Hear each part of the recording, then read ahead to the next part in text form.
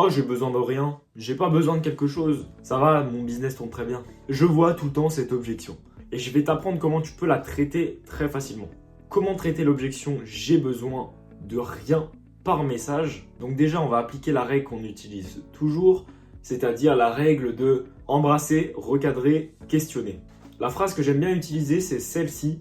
Ok, je peux entendre que tu n'as pas forcément de besoin, donc là t'embrasses. Maintenant, est-ce que tu penses pas que même le plus grand des entrepreneurs, par exemple Elon Musk, il a forcément des besoins, challenges, problèmes dans son entreprise et qu'il s'entoure de personnes pour pouvoir l'aider à les résoudre.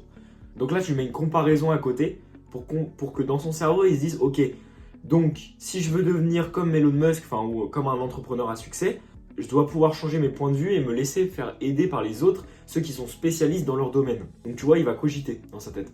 Ensuite, tu confirmes pour, entre guillemets, pouvoir descendre l'atmosphère, enfin faire redescendre un petit peu.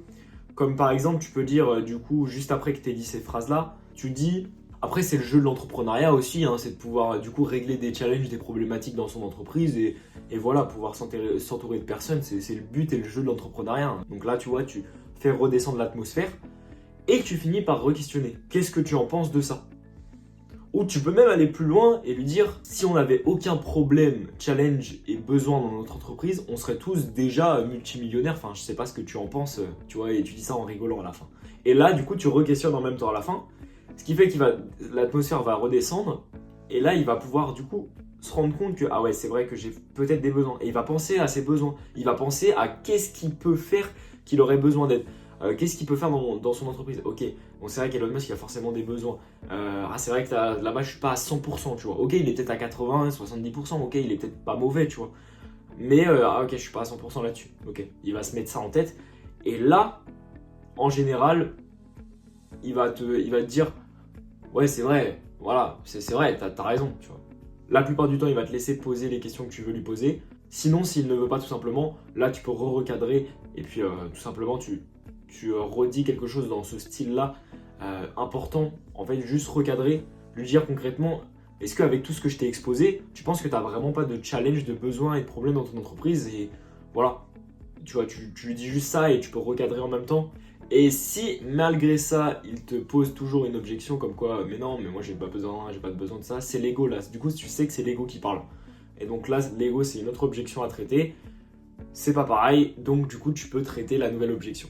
Mais n'hésite pas, si le prospect n'a pas forcément en tête la comparaison, n'hésite pas à la retourner, reformuler d'une autre manière, à tourner autour de ça pour pouvoir comprendre. Est-ce que tu penses pas que même genre des entrepreneurs ou même toi, enfin que personne dans une entreprise n'a forcément des besoins, de challenge et des problèmes dans son entreprise?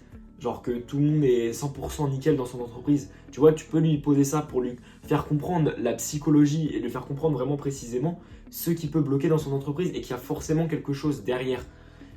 Et là, il va dire, ok, bah ça veut dire que du coup, il l'aura admis dans sa tête. Donc du coup, il va te laisser lui poser ces questions parce que c'est lui-même qui aura admis la chose.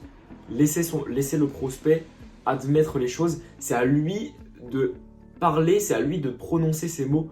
C'est pas à toi de lui mâcher les mots, c'est à lui de les prononcer. Donc il faut que tu poses des bonnes questions pour pouvoir lui faire prononcer ces mots. Et donc là, il n'aura pas d'autre choix que de répondre à tes questions parce que tout simplement, tu auras été performant dans le sens où tu auras bien traité l'objection, tu auras bien compris son problème, enfin tu auras bien compris ce qu'il voulait t'exposer.